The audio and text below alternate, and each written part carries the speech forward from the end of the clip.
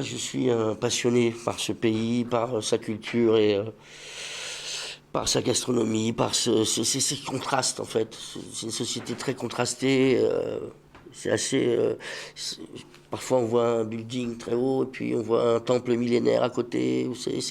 C'est extraordinaire en fait. Et je trouve qu'il y a des choses très utiles ici, comme objets, comme choses comme ça, qui sont tellement des idées de bon sens, en fait, que nous n'avons pas chez nous, quoi. Voilà. Et ces inventions-là, qui sont des inventions qui, pour vous, semblent normales, vous voyez, chez nous, pas du tout. Je vais vous dire un exemple, votre parapluie transparent. Nous avons des parapluies opaques. Et bien, le simple fait d'avoir un parapluie transparent, ça nous permet de regarder le ciel aussi, et de regarder ce qui se passe autour. Vous voyez, c'est du bon sens, en fait, pour moi. Voilà. Et je trouve ça merveilleux d'avoir cette idée, en fait.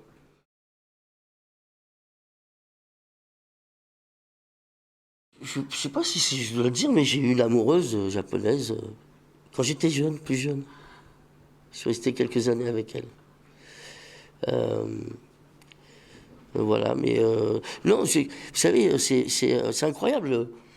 L'engouement des spectatrices pour le cinéma français, c'est quelque chose de très impressionnant en fait. La première fois qu'on arrive ici, on n'a pas l'impression de... On ne vit pas ça en France par exemple. On est presque comme une rockstar. Je suis pas... Vous voyez, c'est assez surprenant quoi. C'est fou. Et donc, quand les gens sont passionnés, on a envie de venir quoi. On a envie de rencontrer les gens. Voilà.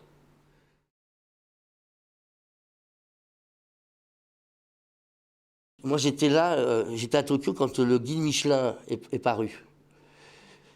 Et la première fois que le guide Michelin de Tokyo, du Japon, est sorti, Tokyo était la ville la plus étoilée du monde. Et j'avais eu déjà l'occasion de goûter, d'aller dans des restaurants qui étaient étoilés sans que ce soit encore défini. Et là, la gastronomie, elle est extraordinaire ici. Mais tout est bon ici. Hein. Une petite échoppe dans la rue... vous sert toujours quelque chose de délicieux, quoi. Voilà.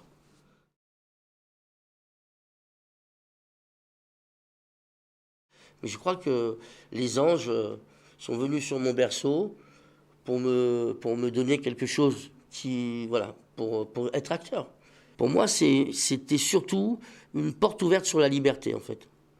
J'ai compris tout de suite que le métier d'acteur allait me permettre de voyager, d'aller à la rencontre de cultures, de gens totalement différents de l'environnement d'où je venais. Mais je réalise avec le temps qu'il y a énormément de rôles que j'ai eu envie de jouer parce que je n'arrivais pas à être comme eux dans la vie. J'ai dit au réalisateur, je vais te proposer de faire ce cuisinier différent de ce qu'on a l'habitude de voir au cinéma. On va essayer de le faire mince, très moderne, comme on voit aujourd'hui les cuisiniers. Mais quand j'ai commencé à travailler sur le film, j'ai commencé à cuisiner, quoi. J'ai mangé. Et en cuisinant, j'ai mangé. Et quand je suis arrivé sur le film, j'avais pris 10 kilos. Ouais, donc, ça a fait sourire le réalisateur. Il était amusé. Moi, j'ai dit, j'ai pas réussi, en fait, à faire ce que j'avais pensé. Oui, il faut s'investir dans ces rôles. C'est important. Quand on joue la maladie, malheureusement, on ne peut pas la jouer en étant bien portant. Donc, c'est des choses qu'il faut faire. Et c'est vrai que ça fait partie du travail. Je ne pense pas en termes de performance, mais je pense en termes de vérité. Il faut être crédible, en fait. Pour incarner, parce que c'est ça, il s'agit d'incarnation, il faut vivre et être sincère dans ce qu'on raconte.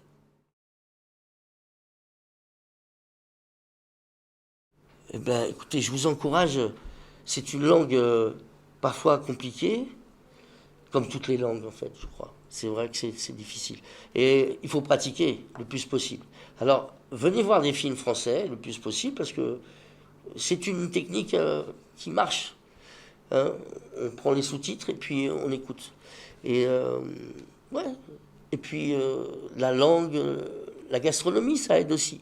En fait, tout ce que vous allez pouvoir aimer dans une culture, vous aidera forcément à la parler, à parler le langage de manière peut-être plus rapide, je sais pas.